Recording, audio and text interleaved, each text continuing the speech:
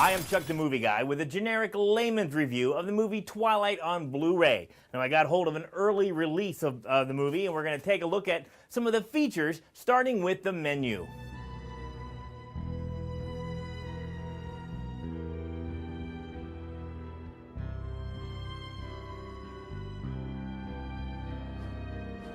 It's kind of fun and simple, and it starts off with Edward and Bella. Now it's followed by the Cullen family, and then the Bad Vamps in a 45-second loop.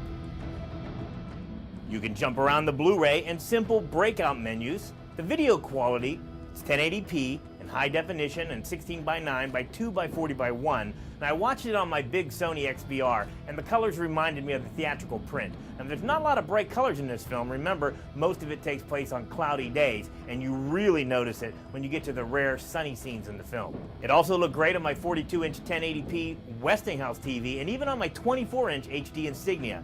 The images were crisp. Now, the audio is presented in DTS HD Master Audio Stereo 2.0. What does that mean? I have no idea, but it sounded great on my surround system, and it even over the stereo speakers of my television. The music really pumps, and the surround channels add that third dimension. Not a lot of movie theaters have great sound, and especially during the baseball game, you really notice how crisp this audio sounds on this Blu-ray. Now, I'm no audio guru, but it sounded great, and it gets high marks from what I heard. Now, the Blu-ray has a lot of extras, including The Adventure Begins, the journey from page to screen. Now, you can watch this great 7-part segment individually, or if your player has one of those picture-in-picture functions, this is where it just pops up during the film. A really good feature, a must-have for all Twilight fans. And also, my favorite part of the DVD. This is a cool shot. Yeah, we worked hard on this shot. So I'm Robert Pattinson. Hi, I'm Catherine Hardwicke. I'm Kristen Stewart. Now, I listened to the entire audio commentary. It features Robert, Kristen, and the director, Catherine Hardwicke, and I have to tell you, I enjoyed it. It's kind of fun and campy. They let you know that right in the beginning when they're goofing around, introducing themselves as other people. We find out that Kristen is pretty much embarrassed just to be there.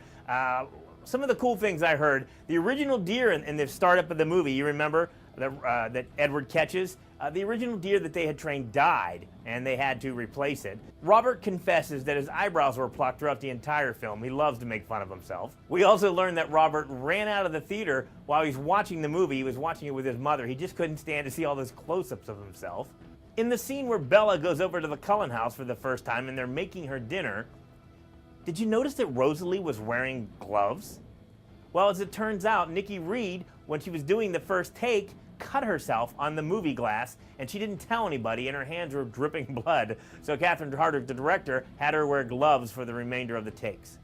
I love the behind the scenes, how they do it. We find out that during the baseball scene, they used clear plastic balls, and the baseballs were CGI'd in later. Had a great time listening to the audio commentary.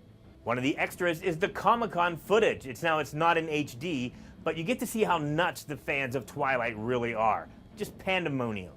Now, there are 5 deleted scenes on the Blu-ray, each of them introduced by Catherine Hardwicke. They're mostly Edward and Bella. In some of the extended scenes, we get to see more of the Bad Vamps. Now, to recap, I really recommend the Blu-ray. With really sharp video, crisp audio, and enough extras to make it worth buying and not renting, and the movie even held up on a second viewing for me, even after I read the book. I say it's a keeper. In the meantime, feel free to revisit my interviews with the cast of Twilight. I'm Chuck the Movie Guy for TheMovieGuy.com.